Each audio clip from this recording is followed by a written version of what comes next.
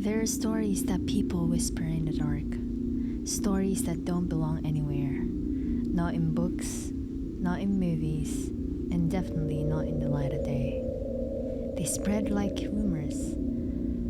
Someone tells a friend who swear it happened to their cousin, or the workers' brothers, or someone they used to know.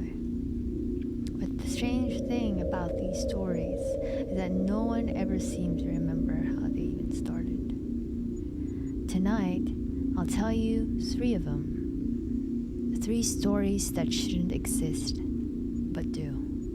Welcome to Off the Mystery, a new channel hosted by real people, no AI voices, just Fofi, bringing you the eerie, the unexplained, and the truly chilling. So turn off the lights and listen carefully. When I first moved to the city, I took the last train home every night after work. The station was almost always empty. Cold air, flickering lights, and the hum of electricity that made me feel everything alive. One night, around 1 a.m., I saw something new. A man, thin, tall, wearing a clown costume. Full makeup, white face, smeared red mouth, yellow teeth, and one red balloon in his hand. He wasn't performing, he wasn't smiling. He just stood at the far end of the platform, staring down the tunnel. At first, I thought it was some drunk guy trying to be funny, but he didn't move. Didn't even blink. And then the train came. I got on.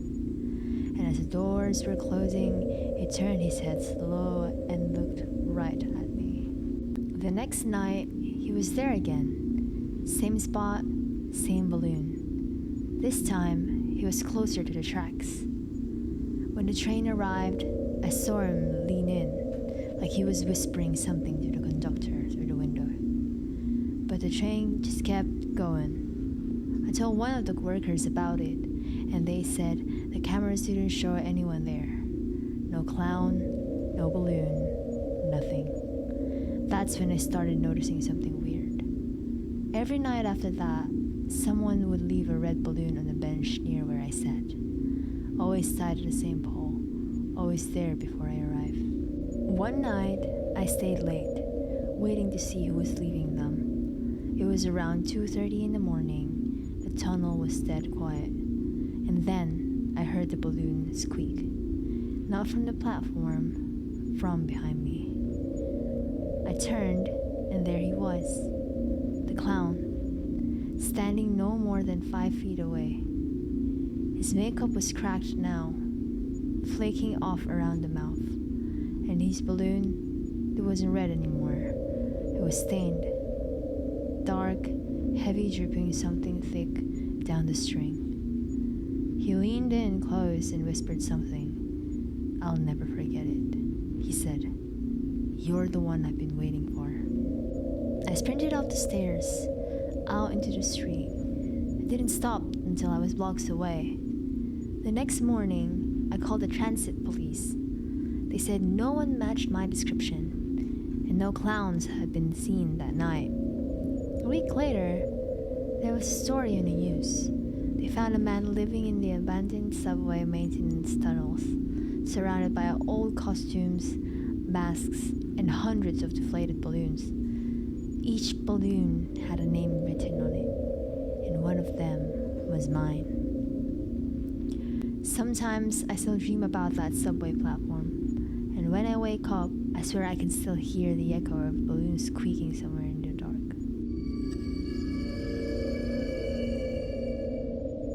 When I was 15, my family spent a week camping in the quiet forest reserve.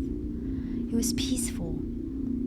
A small lake, a few walking trails, the smell of pine everywhere. But across the lake, beyond the tree line, you could see it, an old amusement park. The adults said it had been closed down years ago after an incident. Something about a power surge and a fire that spread through the Midway. Nobody ever rebuilt it. At night, you could still see the outline of the Ferris wheel against the moonlight. It would sway slightly in the wind, creaking like it was still alive. And sometimes, if you listened long enough, you could swear you heard music. Just faintly, a carousel tune, off-key, echoing through the trees. My brother, Tyler, wanted to explore it. I told him it was probably full of rats and rusted metal. But curiosity always wins when you're a kid. One night, after just midnight, we snuck out of the tent with a flashlight and a canoe. The lake was still. Paddles barely made a sound. As we got closer, the park came into view. Fences bent, ticket booths collapsed. It looked like a graveyard for laughter. We climbed over the gate. The air smelled like burnt plastic and rain. Every step echoed across the cracked concrete. Broken glass shimmered under the moonlight. And then we heard it. Footsteps. Not ours. They came from inside a tunnel beneath the roller coaster. Slow, uneven. We turned off the flashlight. Tyler whispered, "Maybe it's an animal." But animals don't breathe like that. It was human. Slow, wet breaths coming closer. We froze. And then, out of the tunnel, something stepped forward. A man. Barefoot. His clothes soaked in mud. He was crouched low, head tilted like he was listening. We didn't move. He started to laugh, quietly at first, then louder, until it echoed across the park. We ran, through the broken booths, over the fence, straight to the canoe. Behind us, we could still hear that laugh, distorted, choking, still going as we reached the other side of the lake. The next morning, we told our parents. They didn't believe us. But by the end of the week, police cars had surrounded the lake. Someone else, a family camping nearby, had gone missing. Their tent was found torn open. Tracks led toward the amusement park and then stopped. 2 days later, they found a small campsite behind the roller coaster. Inside was a sleeping bag, canned food, and a pile of children's shoes. No one ever found the man. The park was demolished that winter. But locals say that on quiet nights, if you walk by the lake, you can still hear the Ferris wheel creak and faint laughter drifting through the trees.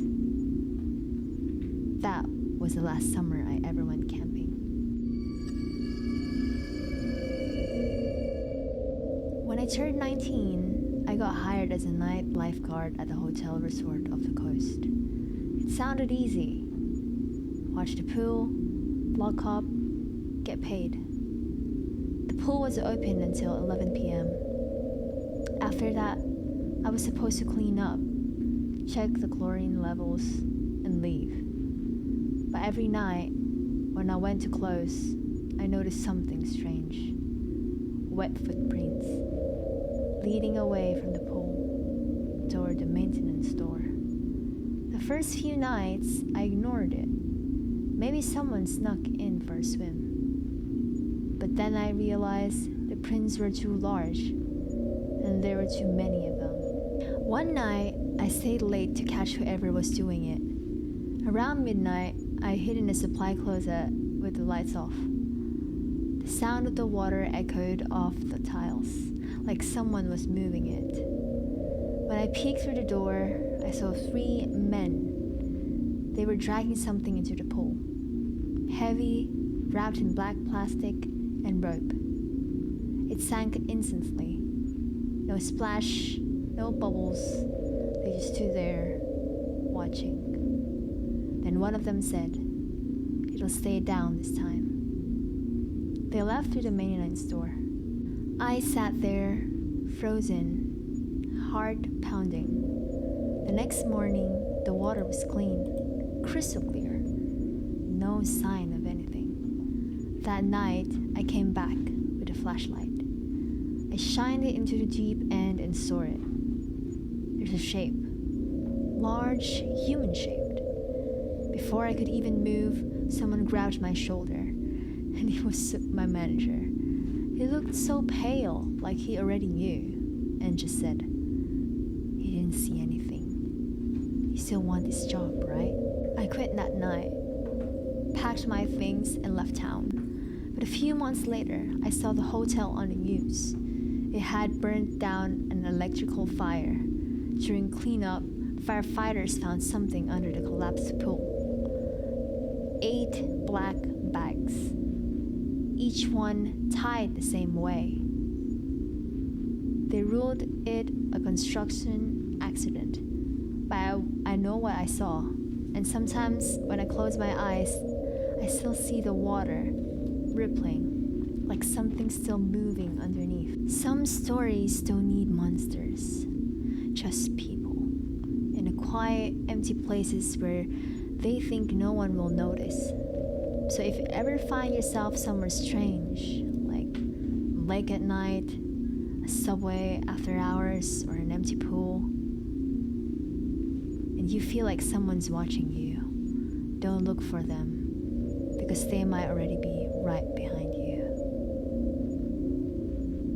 Real stories, real feelings.